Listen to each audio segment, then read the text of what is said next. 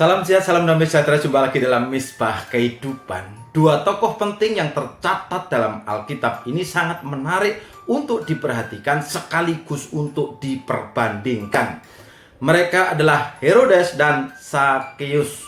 Oleh karena itu topik pohon pola hidup orang beriman Misbah Kehidupan kali ini adalah pertemuan yang menentukan. Setidaknya ada 3 hal yang bisa kita bandingkan dari dua tokoh di atas. Yang pertama, dalam hal keinginan untuk bertemu dengan Yesus.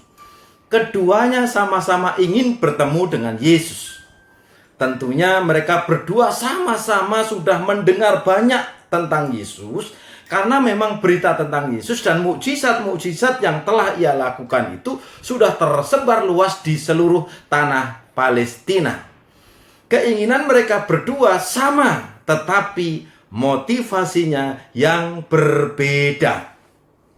Herodes ingin bertemu dengan Yesus hanya ingin melihat tanda mukjizat, sekaligus ingin memastikan bahwa Yesus bukanlah Yohanes Pembaptis yang telah ia penggal lehernya beberapa waktu sebelumnya. Sedangkan motivasi Sakeus untuk bertemu dengan Yesus adalah tulus. Hal ini terbukti ketika Yesus ingin menginap di rumahnya, Sakeus menyambut dengan sukacita. Yang kedua, dalam urusan harta, keduanya sama-sama tajir. Kekayaan Herodes berasal dari rakyat, khususnya dari pungutan pajak para buruh tani dan pajak barang-barang yang diperjualbelikan di pasar. Sakeus juga memperoleh kekayaan dari pajak yang ia gelembungkan. Mereka berdua kaya, tetapi rakyat yang menjadi korbannya. Namun perbedaan terjadi setelah keduanya bertemu dengan Yesus. Sakeus tidak lagi diberhamba uang, kalaupun uangnya harus berkurang banyak karena harus mengembalikan 4 kali lipat kepada rakyat yang diperas, dan itu pun dia tidak pikirin. Bahkan Sakeus pun memutuskan untuk menggunakan setengah dari miliknya untuk bersedekah untuk membantu orang miskin. Sedangkan pada Herodes tidak terjadi perubahan apapun, dirinya masih tetap mabuk harta dan mabuk kuasa. Terakhir yang ketiga, dalam hal status keberdosaan, baik Herodes maupun Sakeus keduanya masuk dalam kategori golongan orang berdosa.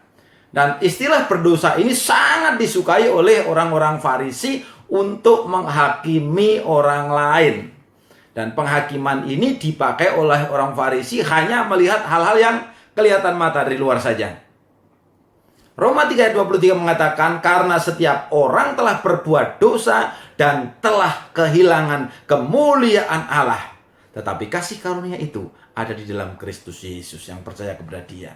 Herodes masuk kategori orang berdosa karena jahat dan mempekerjakan orang-orang Yahudi secara paksa. Sedangkan Sakeus masuk kategori orang berdosa karena diperhamba uang dan bekerja untuk kepentingan Romawi, negara penjajah. Namun pertemuannya dengan Yesus membuat perubahan mendasar di dalam hidup Sakeus. Yesus sendiri mengatakan bahwa Sakeus adalah anak Abraham dan layak menerima keselamatan. Hari ini saya kira tidak lebih baik dari Sakeus hidup kita ini. Dan ketika Sakeus membuka dirinya untuk Tuhan, kemudian dia pola pikirnya berubah, tindakannya juga berubah.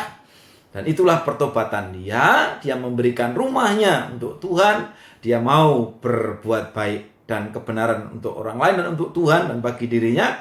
Dan dia disebut sebagai anak Abraham dan layak untuk menerima keselamatan dan berkat Abraham. Sedangkan Herodes tetap sebagai orang berdosa yang layak menerima ganjaran api neraka. Semoga pertemuan saudara dengan Yesus Kristus mengubah hidup saudara seperti Sakeus yang akhirnya menjadi berkat dan menjadi inspirasi bagi orang-orang yang mau mengalami terobosan baru, mau mengalami diperkenan oleh Tuhan dan menerima berkat-Nya. Selamat meneladani apa yang dilakukan oleh Zakheus. God bless you always.